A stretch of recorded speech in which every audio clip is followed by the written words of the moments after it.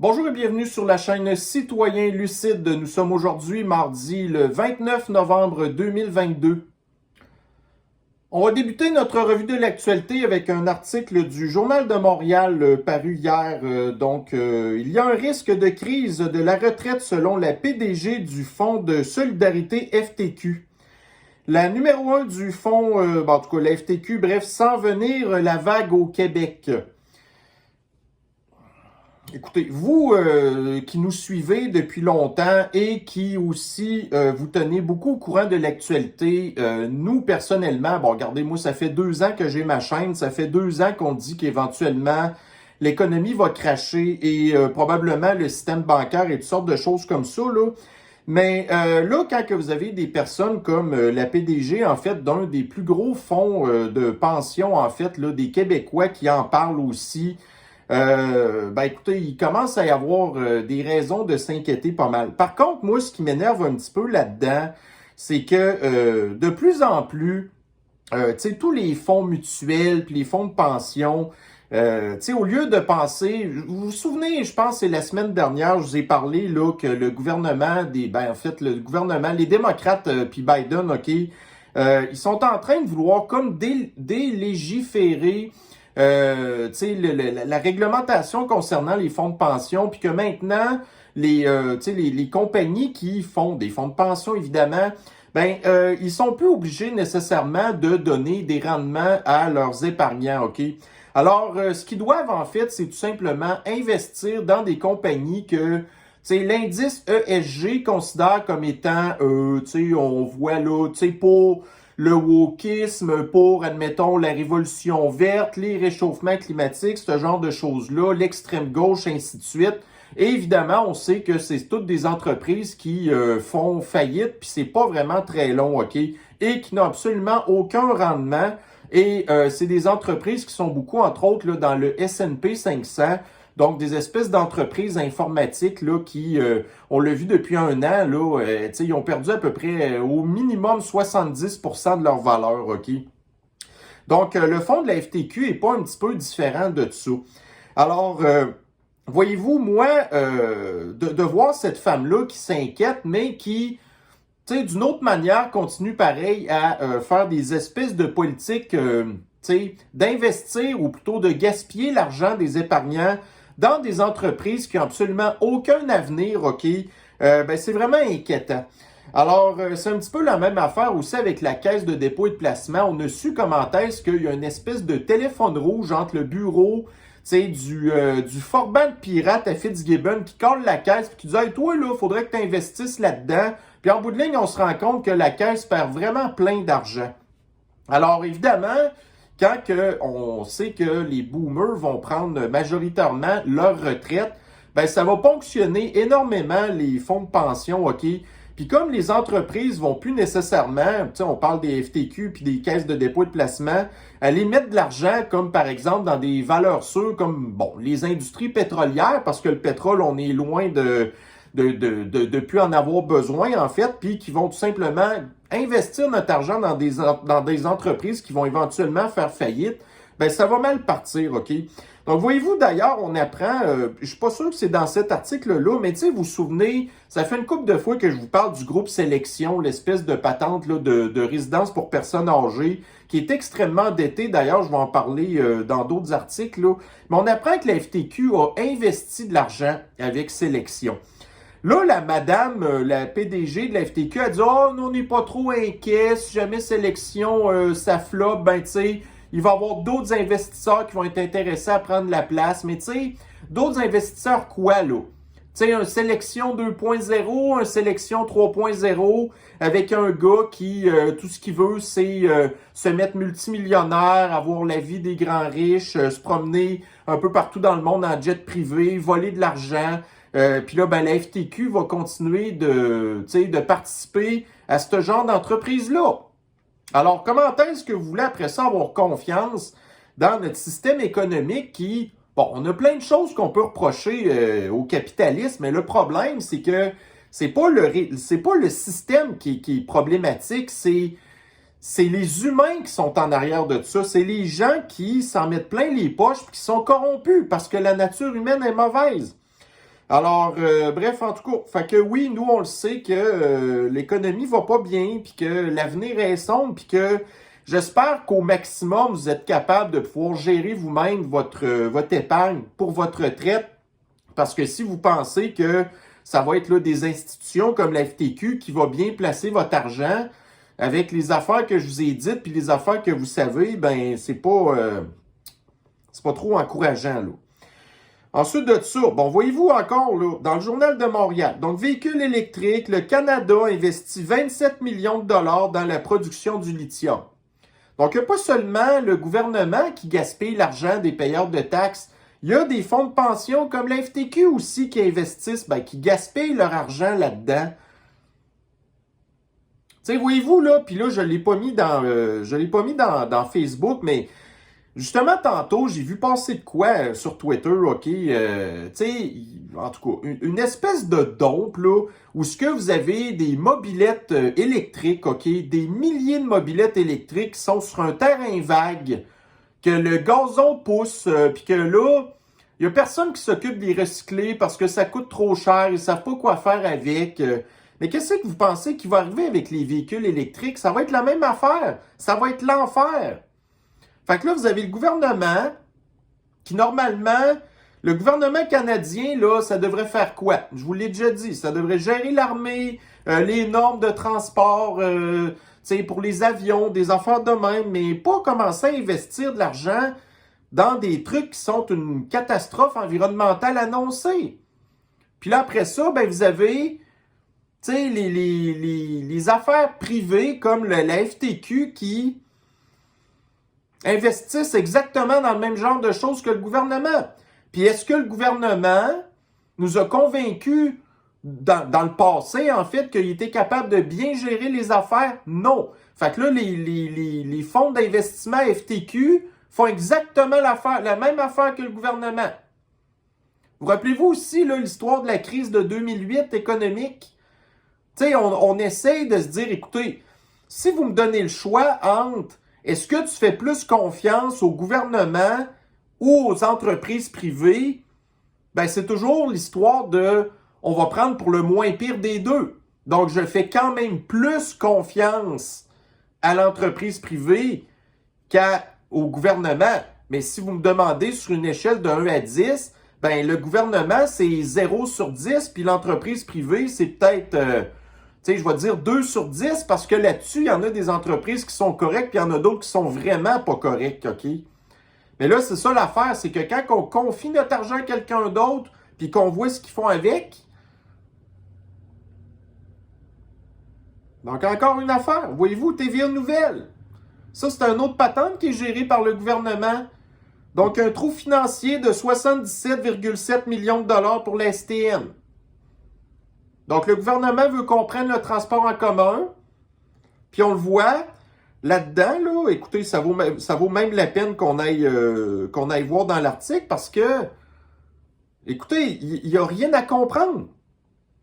Donc, vous avez le trou financier de la STM continue de se creuser, passant de 43 millions de dollars l'an dernier à 77,7 millions de dollars.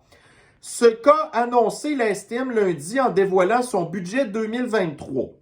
Le budget total pour l'année à venir est de 1,7 milliard de dollars. En 2022, le budget était de 1,58 milliard. Donc, ça veut dire que le budget est quasiment 200 millions de plus, mais ils ont un déficit plus gros qu'avant. Comment vous voulez... Écoutez, c'est comme genre quand on dit, OK, l'argent fait pas le bonheur, ces affaires-là, mais tu sais, admettons un médecin qui gagne, je sais pas, moi, 500 000 $ par année. Ben, c'est sûr que le médecin de 500 000 $ par année, il va pas s'acheter un petit bungalow à 230 000 $ dans un village. Puis il va pas s'acheter un char à 25 000 $ ou un char usagé. Tu sais, ses dépenses vont aller en fonction de son salaire. Donc là, c'est exactement la même affaire avec la STM. Donc, son budget est plus gros qu'avant, mais son déficit est plus gros qu'avant. Parce que ses dépenses sont plus grosses qu'avant. Puis là, on n'a pas encore commencé à faire l'espèce de révolution des autobus de transport en commun qui, éventuellement, vont devenir tout électriques. Puis qu'un autobus électrique coûte 3 fois plus cher qu'un autobus normal. Puis là-dedans, ils blâment la pandémie. Ils disent « Ah, c'est parce que les gens, ils prennent moins de transport en commun, puis on perd de l'argent. » Mais comment ça se fait que votre budget continue d'augmenter? Il ne devrait pas diminuer. Puis le gouvernement continue à mettre encore de l'argent là-dedans. Fait que qu'est-ce qu'on a comme solution? Ben, on va augmenter les taxes sur l'essence pour donner plus d'argent au transport en commun qui va avoir un plus gros budget puis qui va avoir des plus gros déficits. Puis ça, c'est pas rien qu'ici.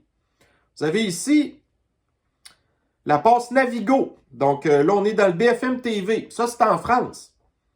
Alors, ils veulent augmenter le prix de la passe du transport en commun en Île-de-France, à Paris. Donc, ils prévoient qu'à cause de ça, ils vont probablement perdre entre 30 000 et 40 000 abonnés. Fait que d'un côté, tu augmentes les tarifs pour faire plus de revenus, mais tu perds des abonnés parce que là, à un moment donné, c'est trop cher pour eux. Mais ça, c'est le gouvernement qui gère ça. Puis ils ne comprennent pas qu'à un moment donné, les contribuables, ils ont leurs limites, que leur capacité de payer. Puis que là, voyez-vous, ils parlent là-dedans, genre un passage de métro passe genre de 1,80$, de 1,90 € à 2 à 2,30 €. C'est pas une petite augmentation, là. Tu sais, une petite augmentation de, je sais pas, moi, 2%, tu sais, ça n'aurait pas coûté 2 €. Mais là, passer de 1,90 à 2,30. Puis après ça, ils comprennent pas comment ça se fait qu'ils perdent des abonnés, puis ils veulent nous inciter à prendre le transport en commun.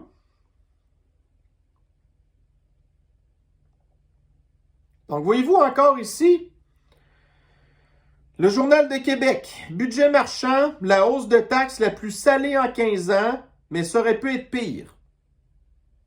Encore une affaire que les gens n'ont plus les moyens de payer.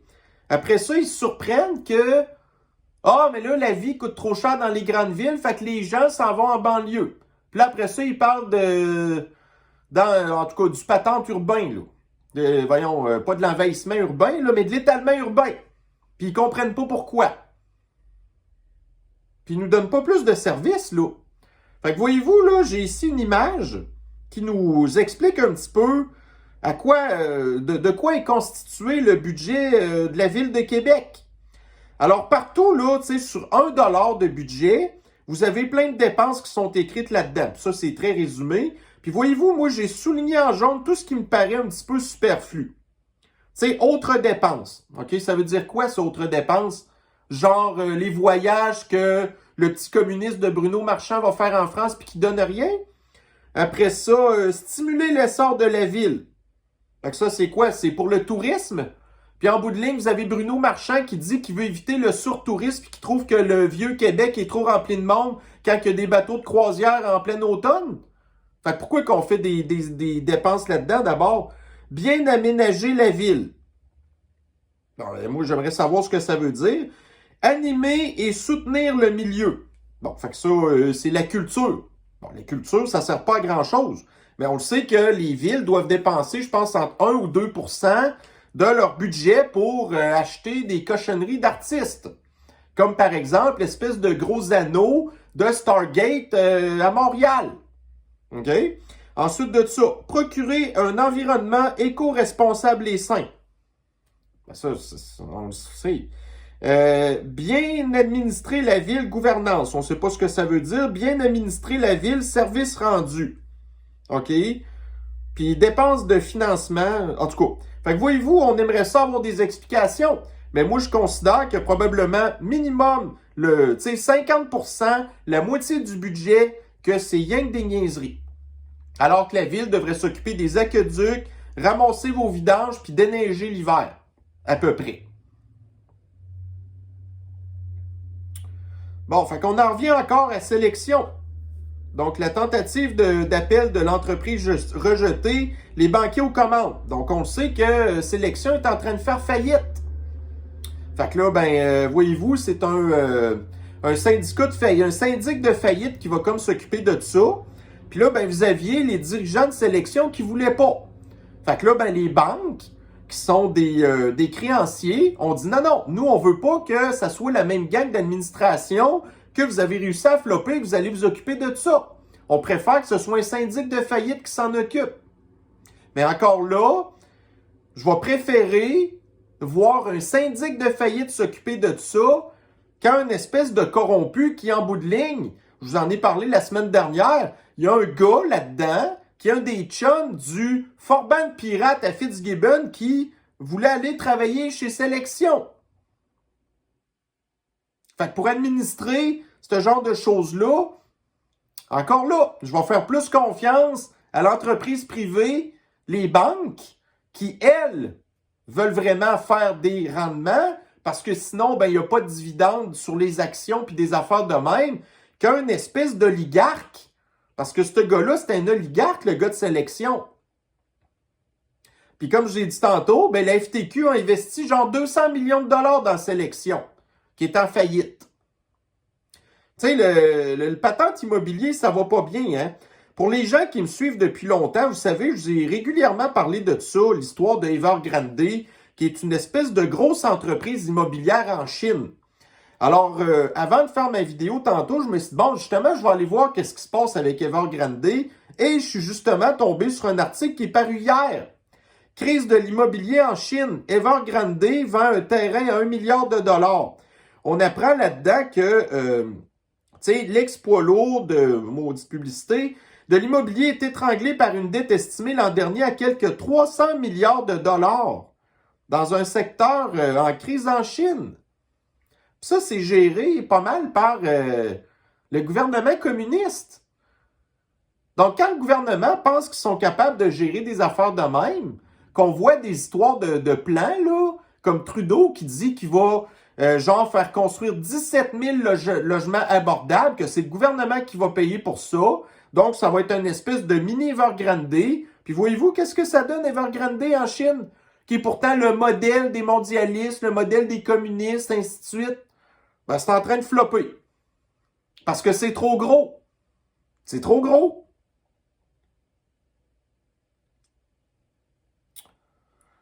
Parlant de mondialistes, donc dans The Counter Signal, on apprend que les Pays-Bas vont obligatoirement fermer des fermes. Ils vont racheter les terres des agriculteurs pour arrêter de produire. Pour baisser les émissions d'azote et de gaz à effet de serre. Puis le Pays-Bas, c'est un des pays qui produit le plus d'agriculture en Europe. On est en pénurie alimentaire. Puis vous avez ici le gouvernement mondialiste qui a une mainmise incroyable sur les Pays-Bas qui va juste rempirer le problème. Puis là, ils nous disent, voyez-vous, les affaires à l'épicerie coûtent cher à cause de la guerre en Ukraine. OK? Fait que là, il faudrait peut-être trouver des méthodes pour baisser les prix. Ben, ce qu'on va faire, on va fermer plus de fermes. Donc, si TF1 Info en France. Donc, les soignants qui ont refusé le poison. Donc, le cabinet McKinsey à l'origine des suspensions. Alors, bref, dans l'article, on nous explique que non. Mais dans l'article, on nous explique que McKinsey, par exemple, avait le bras très long, par exemple, dans l'administration puis dans la gouvernance de Macroute. Fait que quand même que c'est pas de la faute à McKinsey que les infirmières se sont fait sacrer dehors parce qu'ils refusaient le poison, mais en bout de ligne, qu'on se rend compte que McKinsey a fait bien d'autres affaires pas mieux pantoute, parce que c'est infiltré partout, ça aussi. TVA Nouvelle. Pas de bureau pour les conservateurs, dit François Legault. Donc, j'en ai parlé hier. 28% des Québécois n'ont pas voté pour Legault.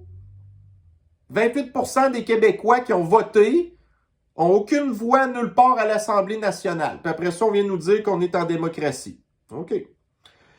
Journal de Montréal. Elle doit traduire pour sa mère parce que le médecin ne parle pas français. Bon, la madame va à l'hôpital. On manque de médecins. Elle tombe sur un médecin qui parle anglais.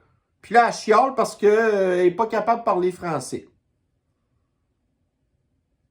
Tu sais, madame, là, voyez-vous la madame, là, on la voit, là, ici, là. Si elle va voyager, je sais pas, moi, c'est une boumeuse, évidemment. Si elle va voyager en Italie, puis elle tombe malade, puis c'est un médecin italien qui s'occupe d'elle, elle va faire quoi? Elle va appeler TVA, puis il va chialer, puis ils vont faire un article avec ça? Si madame, elle va au Mexique, puis elle tombe sur un médecin qui parle espagnol, elle va faire quoi?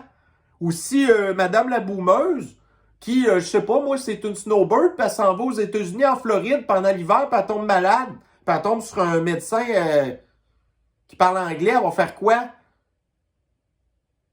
Tu sais, l'anglais, là, c'est la langue mondiale, OK? Peu importe où ce que vous allez aller dans le monde, ben, vous allez probablement être plus capable de vous débrouiller si vous parlez un petit peu anglais que si vous parlez français. Si madame veut s'en aller dans des endroits qui parlent seulement français, ben, en Afrique, hein, comme je vous disais que, tu sais, 60% des pays francophones qui parlent le français sont en Afrique. Ben, madame, allez-vous en Afrique. Puis vous allez avoir des gens qui vous parlent français. OK? Parce que c'est là, on est 8 millions d'habitants. Puis on est entouré des Américains, c'est 350 millions d'habitants, puis c'est 30 millions d'habitants au Canada. Fait que madame, si vous n'êtes pas capable de baragouiner un peu l'anglais, ça va pas bien. Mais c'est encore là, on va remercier le Dôme. Radio-Canada. Le Canada et 2 autres pays soutiennent la création d'un tribunal anticorruption. Donc, le pays en question, le Canada, et quel autre pays? Comme par hasard, les Pays-Bas. Qu'est-ce que je viens de vous parler des Pays-Bas? Les deux qui sont ultra infiltrés par les mondialistes. Puis là, le troisième pays, on apprend que c'est l'Équateur, qui, pendant l'histoire de la campagne d'empoisonnement de la population, l'Équateur avait signé un deal avec Pfizer. Puis je pense qu'il est rendu infiltré par un gouvernement de l'extrême gauche à cette heure. Là, on nous parle d'un tribunal anticorruption.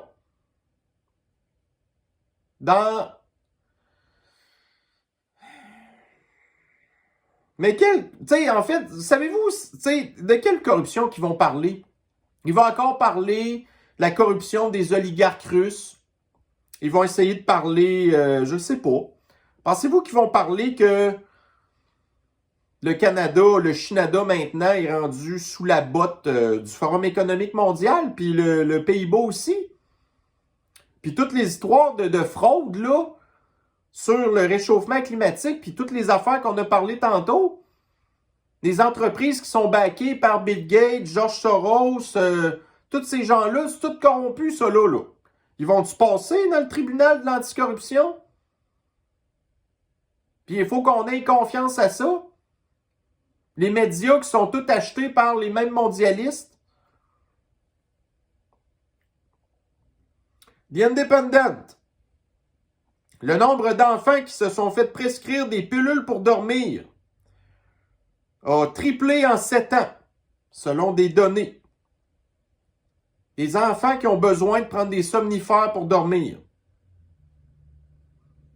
qui prennent toutes sortes d'autres pilules, parce que ils sont TDA, ils font des dépressions à cause de toutes les cochonneries qui se font dire, là, les réchauffements climatiques, on va tous mourir. Ils sont plus capables de dormir, on leur donne des somnifères, des enfants. Voyez-vous, encore ici, au Washington Times. Donc, la cigarette est de moins en moins populaire auprès des jeunes Américains selon un sondage. À la place, ils font quoi? Ils fument du pot. Puis ils vapotent. Non. Fait que, tu sais, moi, entre la cigarette puis le pot, c'est lequel des deux que je trouve le pire? Pire, là? Tu sais, on parle plus du pot des années 70. On parle du pot de maintenant, avec du THC qui peut aller genre jusqu'à 80%. J'exagère. Un peu. Puis après ça, ils viennent qui créent une tolérance à ça. Puis, soit dit en passant, si vous fumez du pot, vous n'avez pas le droit de conduire votre char. Mais là, les jeunes, ils conduisent tous sous l'influence, là. Tu sais? Puis après ça, ils sont tous fuckés. Puis il y a des études qui nous disent que avant un certain âge, c'est pas bon pour le développement du cerveau. Fait que, OK, c'est correct, les jeunes fument moins de cigarettes, mais ils fument du pot sans place. Radio-Canada. La première ministre de l'Alberta fait marche arrière sur la protection des droits des personnes qui ont refusé le poison. Bon. Fait que là, on apprend là-dedans que c'est peut-être juste une question, en fait, là, de s'arrêter compliqué pour rien. Parce que là, l'affaire, c'est que le gouvernement aurait pu être poursuivi par des gens qui sont pour l'obligation de l'empoisonnement de la population. Mais c'est quand même poche, là. Ça aurait été le fun que la première ministre le fasse.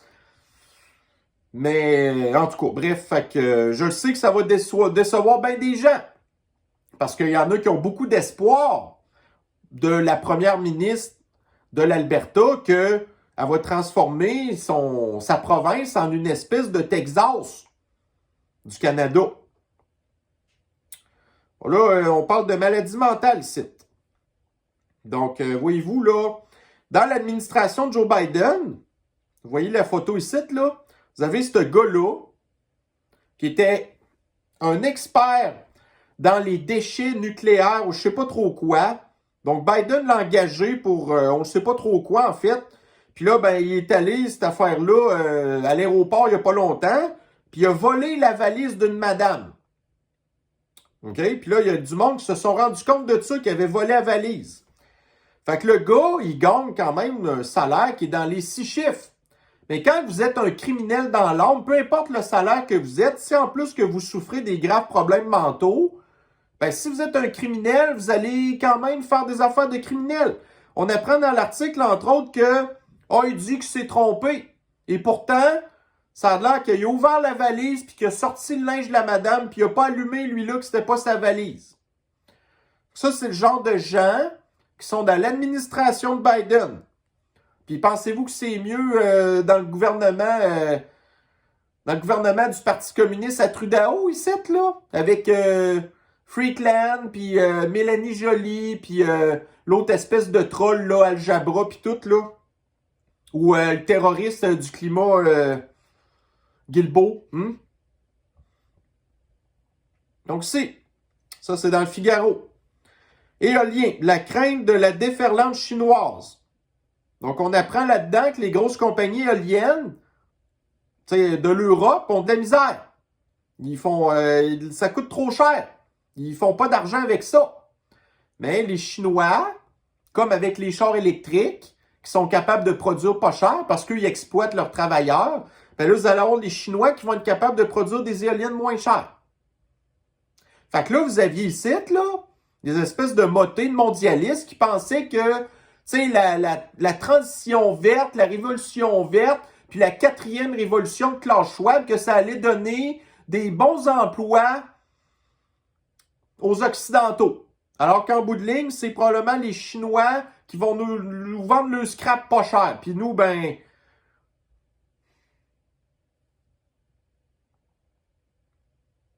La presse.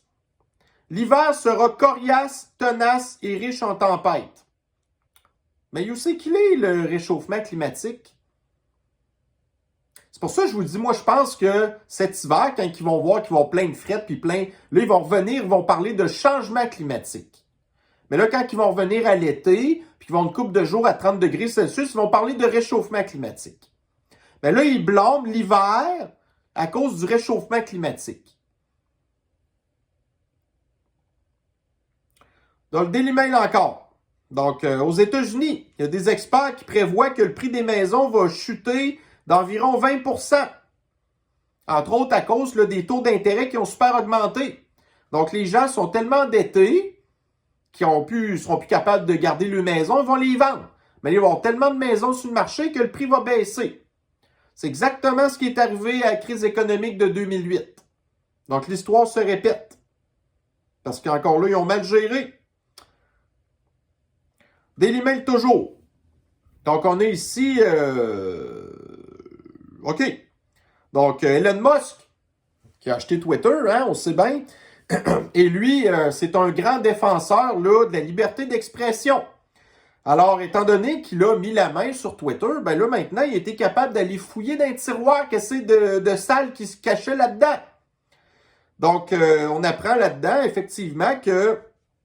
oh non, en fait, c'est un autre... OK, c'est un autre patente, ça. En tout cas, c'est pas grave.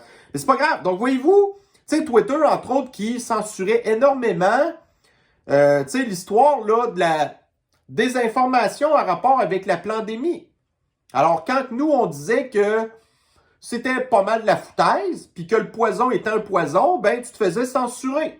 Ben là, Elon Musk, il dit, c'est fini ce temps-là. On va laisser les gens dire ce qu'ils veulent. Puis après ça, libre à vous de croire ce que vous voulez. Ça devrait être ça, une société libre. Mais c'est pas vraiment vers ça qu'on s'en va. J'ai quelque chose d'autre qui va en parler. Donc, voyez-vous ici encore dans le Daily Mail. Donc, les femmes qui demeurent dans des États où que le pot, c'est légal, ont 5 fois plus de chances de fumer du pot pendant qu'elles sont enceintes. Donc, depuis, je sais pas combien de dizaines d'années, on dit que les femmes enceintes qui fument, c'est pas bon pour la santé. Mais là, à la place, ils fument du pot.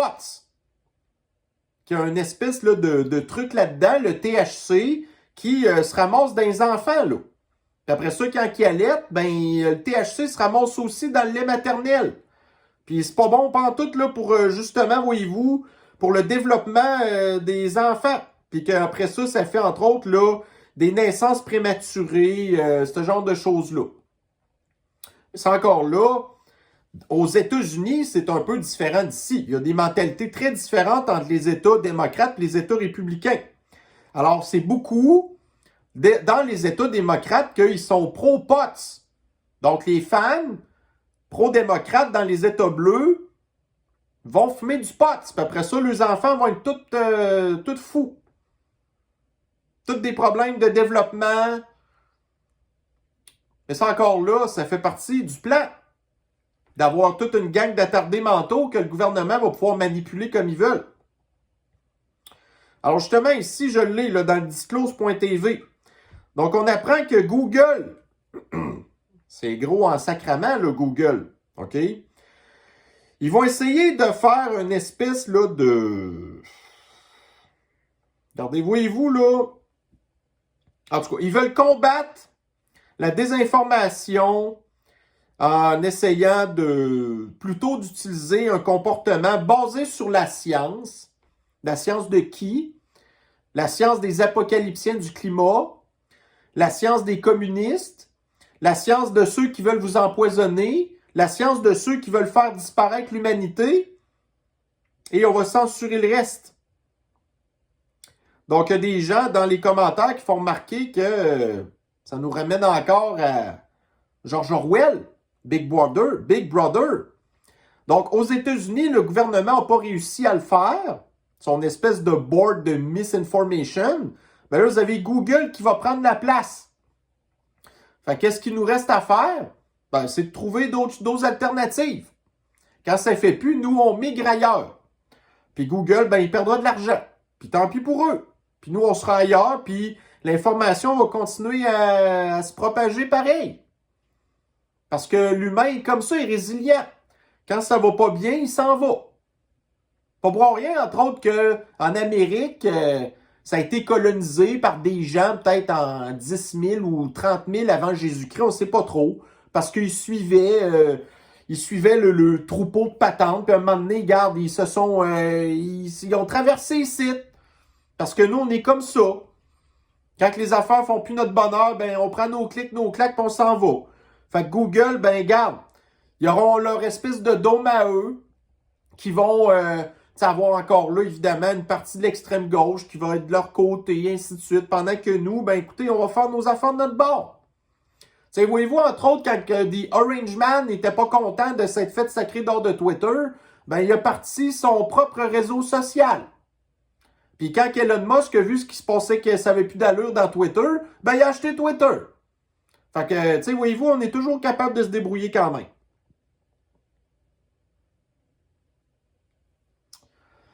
Alors, grosso modo, ben, c'est la petite revue de l'actualité que je voulais vous offrir aujourd'hui. Toujours encore des bonnes nouvelles, comme d'habitude. Ben écoutez, vous le dis souvent, c'est mieux savoir qu'ignorer. Puis après ça, en bout de ligne, vous restez surpris qu'il se passe des affaires. Fait que c'est ça. Donc, je vais vous souhaiter tout de même une bonne fin de journée et on se reprend très bientôt sur une prochaine capsule. Bye bye.